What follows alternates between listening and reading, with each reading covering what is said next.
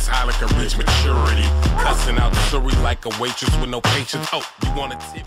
I'm Jake. I'm Tom. And we are VIMTV, Velocities in Music, the best kept secret in music reviews. Today, we're going to review the third album from a very now established hip-hop artist from Tyler, the Creator. The album is called Wolf.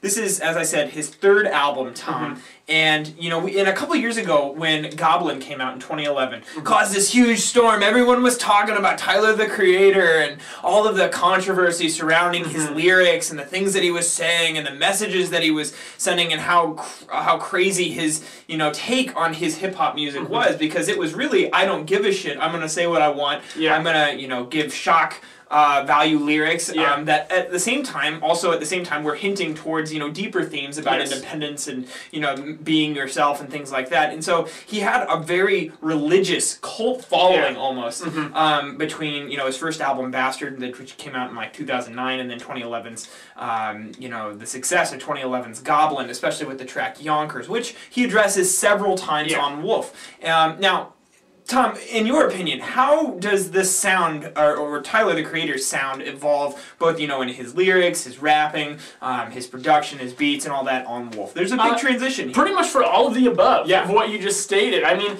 the first thing that I noticed when I listened to Goblin was the beats. Because the beats were very kind of like spooky, haunted house, Casio keyboard type stuff. Kind of cheap. Definitely. And I believe we probably put it that way in our review of Goblin. This one, I feel like the production game has stepped up quite a bit. The beats are a lot more jazz influenced. He said influenced by stuff like Bad Bad Not Good, which he also named drops on the album. And it's a lot cleaner. You can tell it's more professional. You can tell he's got more of a budget to work with. Definitely more of a move towards a jazz-oriented sound, or like jazz fusion rock. You know, you hear a lot of drums, like real authentic drums. It sounds a lot like, reminds me of the Roots, like the drummer from the Roots. On this album, you also have a lot of, you know, nice bass, electric guitar, horn sections that you didn't really hear a lot of. There still are your, you know, kind of more cheesy club banger, low budget club banger songs, especially on the back half of the album. I think there's a few tracks back there that do that. And then, you know, Domo 23. However, I kind of felt like this album took a giant step forward in sound, especially in Tyler's approach to the lyrics. You know, one thing that I noticed is he's dealing more with lyrical themes now. The album, you know, Goblin was kind of a concept album. This, he's hinting towards a concept, but I don't really think there's enough to justify a full concept album. It's more just lyrical themes about, you know, his dad, you know, dealing with wealth and fame, and you know, stuff to that effect. You know, so it's a bit more mature in message. I agree, and I think that pairs with the maturity in the production and the beats, because you couldn't take those kind of cheesy haunted house beats from Goblin and put these themes over it, and then the other way around, I don't think you could take these beats and put the kind of lyrics that you see on Goblin over it. So I think it shows a good natural progression in all of those areas. I also think that he's just improved as a lyricist and as a rapper. I find myself really perking up at a lot of the lines that he has because they're a little more thoughtful, they're a little more punny, which we see in hip-hop a lot these days with those puns in the lyrics. But I like the way he does it because you know, sometimes what really bothers me about rappers like Kanye West and Lil Wayne is it's like, well, there's that, but it's almost kind of like they'll slip these jokes into their rapping, but it's almost like they have to tell you why the joke was funny afterwards. They'll kind of point it out or drop the beat out so that you hear the punchline loud and clear, and that comes off as really cheesy to me. You can eat your food for you. Exactly. You don't have to chew it for me. I get it. But Tyler, the Creator here, he slips a lot of those kinds of things in, but he's not as obvious about it. I found that with every listen, I was picking up on more of those Easter eggs in the lyrics, and so that really kind of made me smile. It was impressive to me, but at the same time, it's not always all that consistent. With good lines, for the most part, comes some really bad ones that I'm like, you know, is that really, when you have so much room on an album, a long album, is it really worth that?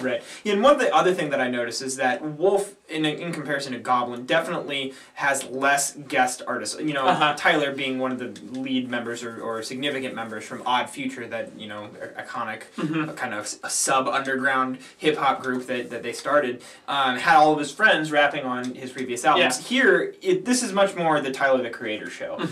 You know, you do still get guest appearances, but you know, the most prevalent being Frank Ocean. But you know, other than that, it's mostly Tyler, and that's something that I feel like adds a lot, because I prefer Tyler to, well, honestly, Frank Ocean or any of the other members. I mean, it just happens to be my favorite of the Odd Future gang. So I enjoyed that too. Now, I will say this: none of the high points on this album, none of the my favorite points on Wolf ever equate my favorite points on Goblin. I agree. And at the same time, none of my least favorite parts of Wolf are ever as bad as the least favorite parts on Goblin. True. It's like, instead of being like this, we're kind of nice in the middle. Yep. I completely agree. There were songs on Goblin that blew me away, and there were songs on Goblin that just downright pissed me off. I just wanted to skip them. There aren't any on here that I feel either way about. Right. It is much more in the middle, but because of that, you still, some of those lower tier songs that are a little worse than others, I feel like there was room to trim those off. Absolutely, because this album is a fairly long album, and I feel like tracks. and I feel like the back half of the album just does not pack the same punch that the first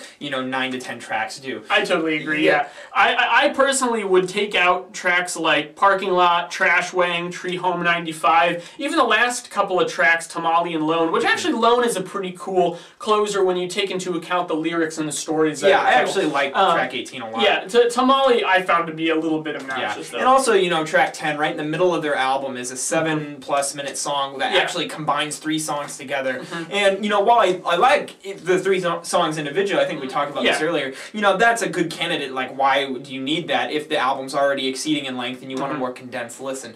This is a common thing with hip-hop albums that we've reviewed, is that there's just a little bit too much material. It's like shoving it all on there just to give your fans, everything, because it's much more fan-oriented. So, I can kind of understand that. However, we have to judge the album, because that's what we're here for. And Tyler doesn't have to be okay with that, because as he says on the album several times, fuck critics. I mean, that's us. And honestly, to tell you the truth, I agree with him, because it shouldn't matter what we say about an album. We're just here to kind of give you our take so you get some exposure. For one thing, this is entertainment. And secondly, we're here to, start a conversation and get you involved in more music. We're not here to really have you care about our opinions. Your opinions are way more important than ours from our perspective. That being said, Tom, where are you at with this one? I think I'm going to go even 70, actually. That's a good score. I came up on it a little bit. Yeah, I did too. The thing is, there are a lot of points that I really didn't like. I still would love to see Tyler tackle just a much larger theme. I feel like he's still a little too all over the place and not focused. But I think that the improvement we've seen in his lyricism, his beats, his wordplay, and his flow are all significant enough that going forward, I think if he can come out with an album that packages all that together, with a much more focused idea, we'll have something great. Yeah, I think I'm just slightly lower than you. I'm going to go 67. All right. I just wish he was a little bit more inspired. I felt like I totally agree. He just didn't have the same drive that he did in his previous works, where this album, he's established his fame, he's established his fortune, so it just didn't feel like he was as driven. And also, you got the whole giant album thing that could have been trimmed up. Yeah. So, better than Goblin, in my opinion. I totally agree. Except the track Yonkers, everyone loves it. This album just doesn't have that. So, a couple more little shape up there, and I think that this would have been an easy high 70s, low 80s album. Yep. So we'll see what Tyler, the Creator, has to come in the future. What did you guys think? There are a lot of people out there that absolutely love Tyler, the Creator, and who hate critics who give him anything less than a 100. Well, guess what? That's what happens. And really, it doesn't matter what critics say. Don't, like I said earlier, just disregard anything that you say or hear from critics like us, and just listen to the music that you want to listen to, because that's what music is all about. It's not about what, people who listen to music all day really think about it. So if artists were to write albums for critics, they would have like an audience of 100. And the world would suck. Yeah, right. So we understand that this isn't made for us. What did you guys think of Tyler, the Creator's Wolf? Let us know at www.velocitiesandmusic.com or youtube.com/velocitiesandmusic. As always, follow us on Twitter, like us on Facebook, and let us know what albums from 2013 you've been into and like to see us review. I'm Jake. I'm Tom. And we are VIMTV, moving music critique forward. He's heard Future Wolfgang, Golf Wang, Flaw, no, Free Earl Mobbin. I know it seems like I'm just slobbing on your knob, but I'm just a fan and I am losing.